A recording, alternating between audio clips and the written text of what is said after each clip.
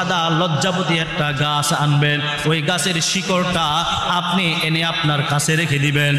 ওই গাছটা আপনার হাতের মধ্যে রেখে 40 দিন দুরূদে ইব্রাহিম আল্লাহুম্মা সাল্লি আলা মুহাম্মাদ ওয়া আলা আলি মুহাম্মাদ কামা সাল্লাইতা আলা ইব্রাহিমা ওয়া আলা আলি ইব্রাহিম ইন্নাকা হামিদুম মাজিদ।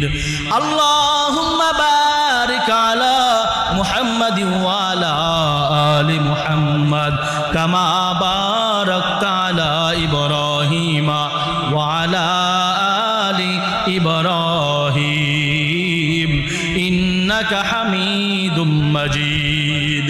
এমন ভাবে 40 বার দুরূদ ইব্রাহিম প্রত্যেক দিন যে কোনো এক টাইমে সে পরে পরে ওই গাছের শিকড়টার মধ্যে ফু দিবে। এরকম ভাবে ধারাবাহিক ভাবে 40 দিন পরে পরে ওই লজ্জাপতি শিকড়টার মধ্যে একটা ফু দেওয়ার পর 40 দিন আল্লাহ তাআলার কাছে মুনাজাত করবে, কান্নাকাটি করবে। আল্লাহ তাআলার কাছে বলবে, আয় আল্লাহ, আপনি আমাকে একটা সন্তান দান